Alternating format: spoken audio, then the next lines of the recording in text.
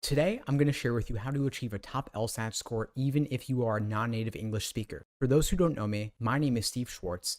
I've been teaching the LSAT since 2005, and I personally increased my own LSAT score from a 152 to a 175. I got a question here from a student who writes, I'm a 22-year-old international student from China studying in the US. English isn't my first language, and I'm finding the LSAT really challenging because of the complex language. I took an LSAT prep course, but I often get lost due to nuanced language and idiomatic expressions. My vocabulary isn't as big as that of native speakers, which slows me down and affects my understanding of the arguments. I've been studying for over a year now, putting in about 20 hours a week, but my score has plateaued at 165. I feel discouraged and wonder if the language barrier means I can't reach my goal of a 175. How can I adjust my study approach to overcome these challenges? Well, first off, I sympathize with you. Studying for the LSAT as a non-native speaker of English is certainly a unique challenge. It makes it a lot harder. The LSAT's difficult enough even for native English speakers, given the dense, difficult text, the vocabulary, the abstract expressions, and so I can't imagine how much harder it is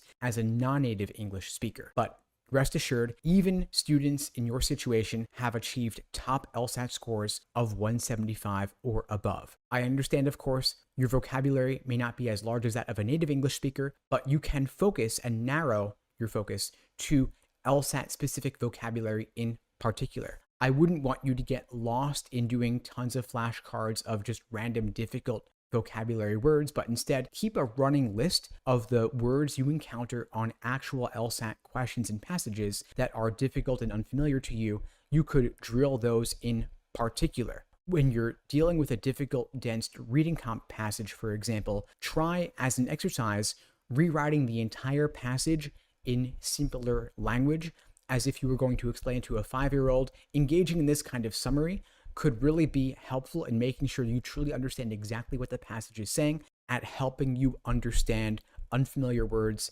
in context. For students on a longer timeline, I think it's fine to read material like Scientific American or The Economist, just exposing yourself more to English language media in general on a variety of topics.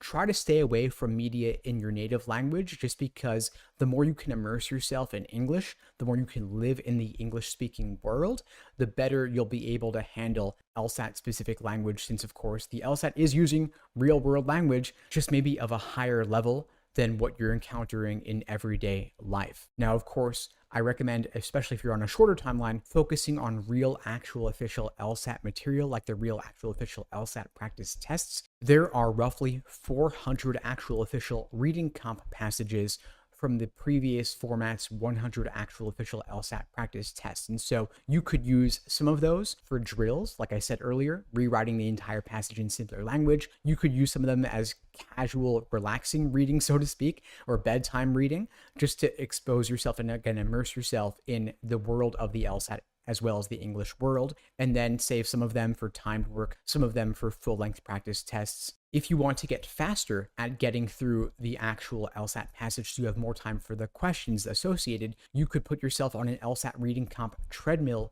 where you display that text to yourself using an app like Phrase Reader or Spreeder, where you can copy paste the text into the treadmill, so to speak, into the app, and then you display it at faster and faster speeds, measuring and testing your comprehension to make sure that you are still extracting the main idea, the primary purpose, even at faster and faster speeds. I also want to encourage you not to get bogged down in the details of the passage, because you'll be able to go back to the passage and find them when you need them to help you solve any particular detail-oriented questions.